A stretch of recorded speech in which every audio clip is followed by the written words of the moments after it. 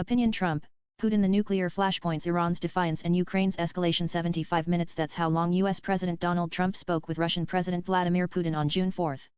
On the table, two of the most volatile geopolitical flashpoints today: Iran's nuclear program and Ukraine's drone strikes on Russian airfields. But beyond the headlines, this conversation raises far more questions than it answers about US foreign policy, nuclear risk, and Trump's diplomatic calculus. Nanan Trump says he and Putin agreed that Iran cannot have a nuclear weapon. Putin even hinted he might step in to help mediate. But can Russia, Iran's closest nuclear collaborator, really be trusted to broker a deal? Former United States Ambassador to the UN, Nikki Haley, criticized Trump's outreach to Putin, stating, "Russia has been receiving drones and ballistic missiles from Iran to use in its aggression against Ukraine. Iran and Russia are partners.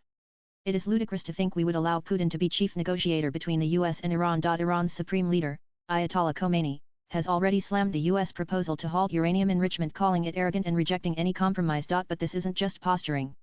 It reflects deep-rooted distrust. Iran still remembers the US withdrawal from the 2015 Joint Comprehensive Plan of Action, the JCPOA, during Trump's first term. That deal, brokered under Obama, had curbed Iran's enrichment in exchange for sanctions relief. But Trump tore it up in 2018, reinstating sanctions and vowing a tougher deal. Since then, Iran has seen every American overture as temporary at best, deceptive at worst.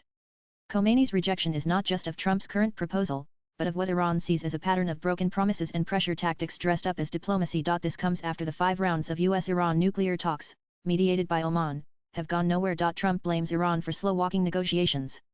But critics say his pressure cooker diplomacy, deadlines, demands, threats may only deepen Iran's resistance. Nanan, the call also came in the aftermath of Ukraine's dramatic June 1 drone strikes, codenamed Operation Spiderweb, which destroyed multiple nuclear-capable Russian bombers across 4 air bases. Estimated cost to Moscow $7 billion. Strategic damage even greater. These weren't just any aircraft.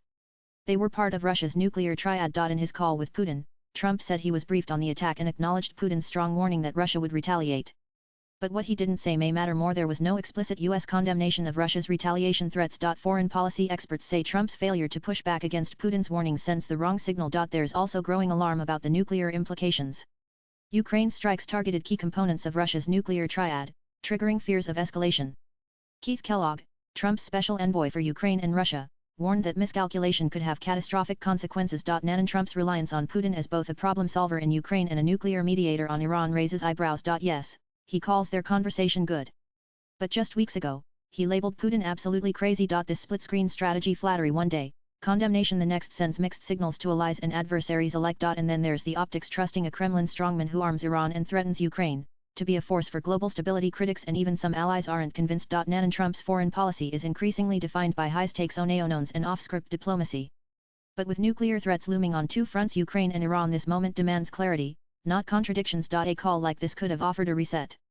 Instead, it revealed a policy playing out on the fly, reactive, not strategic. And for Ukraine, Iran, and even Israel, the message from Washington remains unclear. What exactly is the US willing to deter, and what is it willing to allow? Swipe left for next video. A good conversation, says Trump. But in geopolitics, words without direction can be dangerous. With 2 nuclear hotspots on the boil, diplomacy must do more than delay disaster, it must prevent it. And that will take more than phone calls. Views expressed in the above piece are personal and solely those of the author. They do not necessarily reflect NEWS18's views. Latest blogs.